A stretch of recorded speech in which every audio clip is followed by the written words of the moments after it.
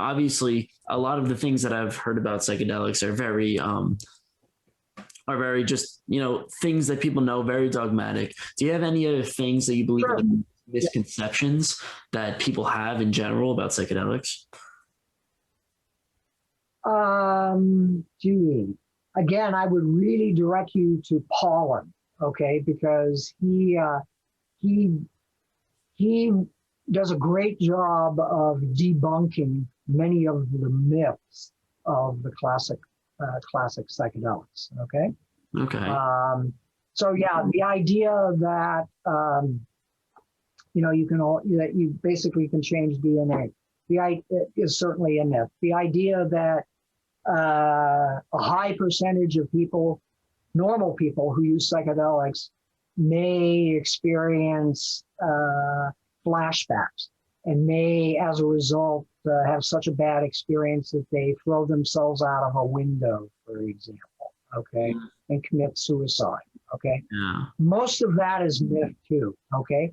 Now, there may actually be a couple of cases where that happened, but it seems to have happened as a result of an unauthorized and quite illegal CIA mind control experiment. So they were basically dosing people with LSD without their permission or knowledge, and they happen to be CIA employees.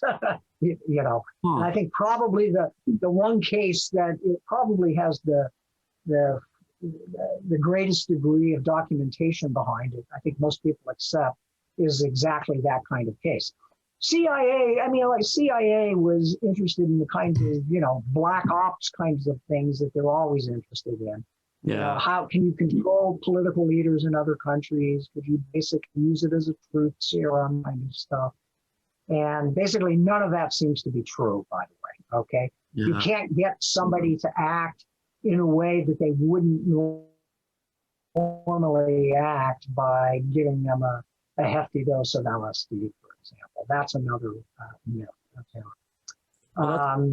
But again, the possibility of a bad experience is a real one with these drugs, especially if you fall into certain psychiatric categories. So there are these people who, like, if you have for example, if you have a family history of psychosis or schizophrenia, these do not need contact, okay?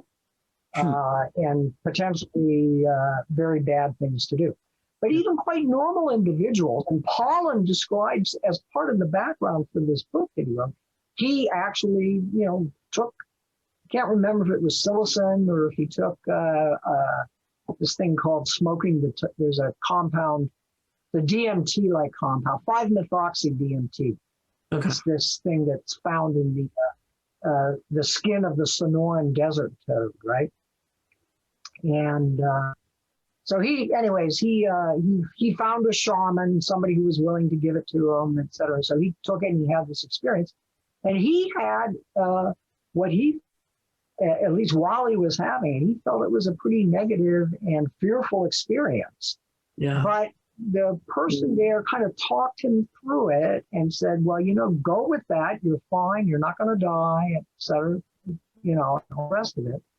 And so there are people who are otherwise quite psychologically healthy who can have negative experience. And this is where I think setting makes all the difference, right? Yeah. If you're in an unfamiliar setting where, you might be a little worried about what's going to happen to you if you,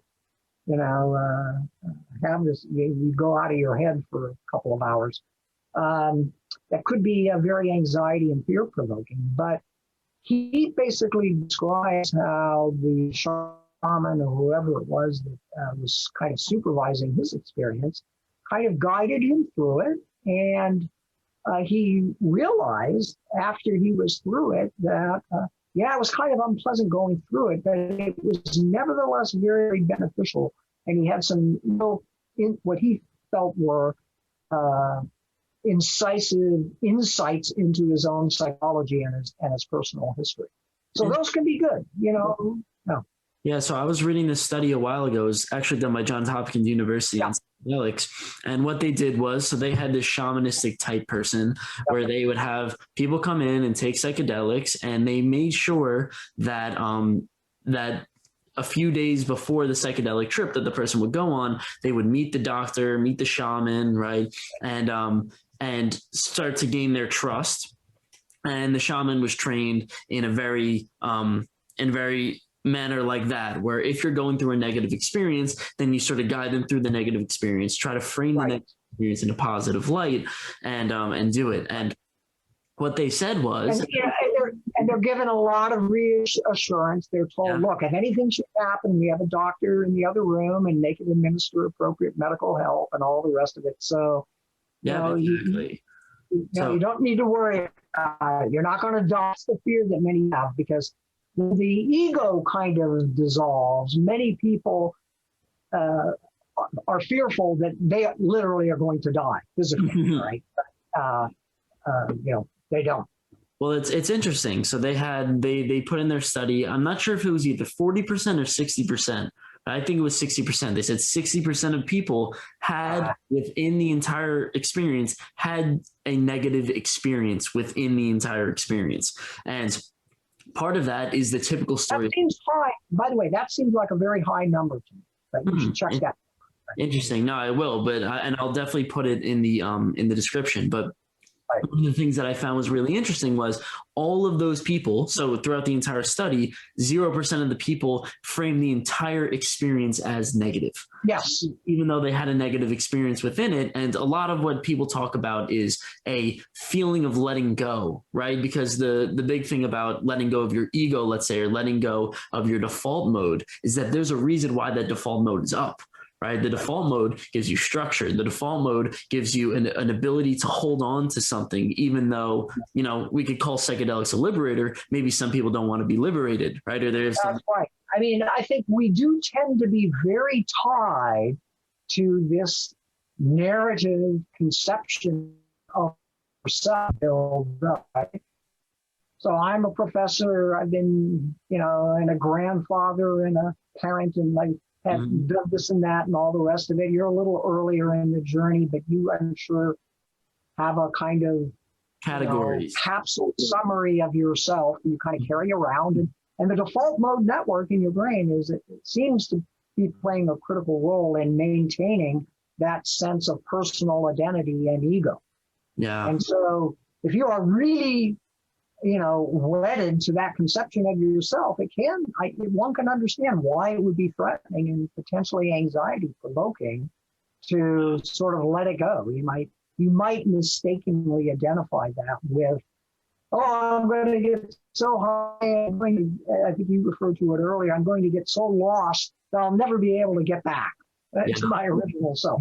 I think that's a fear and an anxiety. I think very few people actually ever experience that. Well, it's really interesting because what you're talking about is sort of I could see how they connected to religious experience, because what you just described is a Buddhist doctrine, right? Yes. The Buddhist doctrine is that we create these categories, right? And all these categories, I call myself a podcast host and an author and a student and all these things. But in reality, I'm really just fitting myself into a box, and I have so many different personalities that are always interacting with each other. So like, for example, if I go out right now and I play with my brother, right? And let's say I play with a 4-year-old child, right? We go and I babysit and we do some sort of something like that. Then I will start acting more like a child, right? I'll be playing, I'll be having fun. I'll be laughing more. I actually have this experience when I go and, play with my parents and my uncles and all these things. They're respectable, civil adults that are 50 years old, but there's that little child part within them, right? And so, for example, there's a very well-known and highly regarded developmental psychologist, cognitive scientist at UC Berkeley, Alison Gopnik, Gopnik. Her brother is, I think, Adam Gopnik. He writes for the New Yorker. He's a highly regarded author. But Alison Gopnik, the developmental psychologist, has been very interested in how the mind of a child differs from the mind of an adult, right? And she really sees parallels between childhood, the mind of a child, for lack of a better term, and the state that is induced by psychedelics, in the sense that kids are able to, and usually you see this when they are playing. So kids have imaginary friends all the time, right? Kids make up, fantastic stories about the way the world works, and they come up with all sorts of creative explanations for things. And she basically sees that as kind of really critical for normal intellectual development in human beings. But by the time you get into your, let's say, late teens, early adulthood, our society is one that kind of forces you basically got to start churning out the deliverables. You got to account for yourself, your time. The emphasis, particularly in the capitalist cultures, is on productivity and making a buck and justifying yourself and all the rest of it. It's kind of the antithesis of the unstructured exploration period that you're able to, that we all go through as children, right?